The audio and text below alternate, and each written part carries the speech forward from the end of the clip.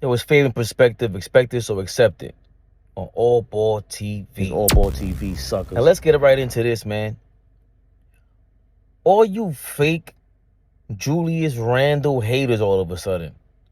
Where were you the last 3-4 years when I was saying he doesn't fit with RJ Barrett?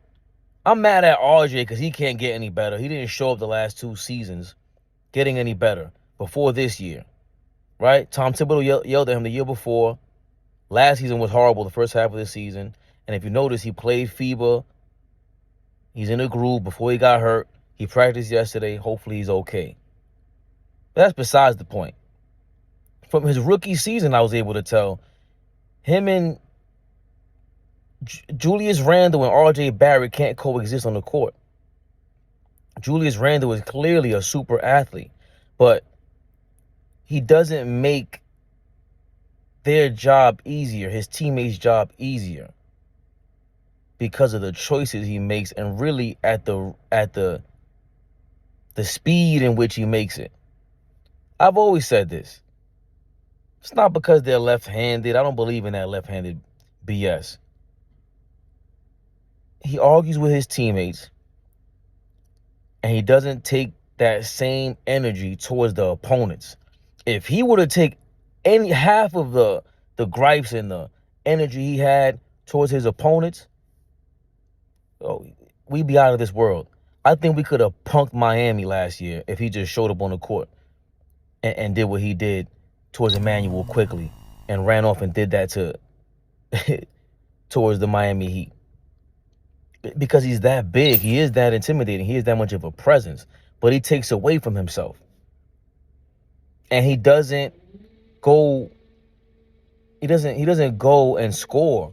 He doesn't go to the basket and look for the foul. If you're a Knicks fan, you remember, I always critique Carmelo Anthony. I always critiqued him because I never thought he was like the number one guy. Just the way he played, the way he carried himself, he was a scorer like that. He was a volume scorer, 6'9", big. But it took too long for him to get going, right? I have all the critiques in the world about him. The one thing I could say about Melo that wasn't his fault, and it shouldn't be his fault, the referees would not give him that whistle. They just wouldn't. They would never give him that whistle. And it was frustrating because you can see that. Well, Julius Randle can't say that. Every game I see him get calls and I'm like, damn, I'm surprised they call that. The New York Knicks are tops in the league in free throws again, free throw shooting again, free throw attempts. He doesn't convert. And I'm not worried about converting because Shaq was doing that. Shaq would get you in foul trouble in the first, second, third quarter. But again, he's another guy, super athlete. I don't know what's going on. These guys get bored. And I don't know, on the basketball court, maybe they get distracted somehow. I always say that. The gods always distract us. Like they can't put everything all in one ball, right? Like Michael Jordan is the closest thing to that, in my opinion, to have that level of athleticism, skill, high IQ, and application. Shout out to Zach from the Z Show. Application. How many people can actually apply the skills and talent that they're honing in? Jordan is the cream of the crop when it comes to that, as well as the Tim Duncans of the world, right? Akeem Olajuwons of the world. But Julius Randle is not that whatsoever. What's stopping him from applying any of these things? That's always been my gripe with him. And now all of a sudden what I don't like is the media turning on him. Every Knicks fan wants to turn on him, including the ones that were defending him. He's a 2-time All-NBA player. I always said that's a great feat. Wonderful. But last year, before the playoffs started, what am I saying? Yes, we're great, but we're better without him. He needs to come off the bench when he comes back from injury. It's not that I'm some sort of basketball savant. I don't think of myself that way, even though a lot of you guys that play basketball claim that I shouldn't be able to talk basketball. I'm the king of the non-hoopers. I'm going to take that one, and I'm going to ride with it. I want to know what's going on. Where do people get off thinking that they can just jump ship like that? Julius Randle is just coming off of surgery.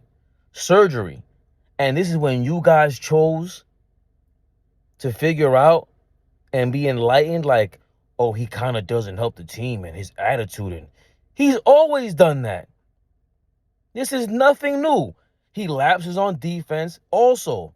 This is nothing new. I see Knicks fan TV. This is the worst thing about it. Knicks fan TV, I mean, congratulations to them. Shout out to them. Like, they've been doing their thing. But I can look at the footage from here. A month ago, when they felt like the media was against Julius Randle, like there was some sort of conspiracy. Now, look at the IG post from this weekend, from last week. Brunson spins. They're a part of complaining about Julius Randle, whether or not he's a problem on the team all of a sudden. He's been this guy. Don't like, that's what I'm saying about people, man. You guys are not real about nothing. You guys just, you make relationships and you can't be real.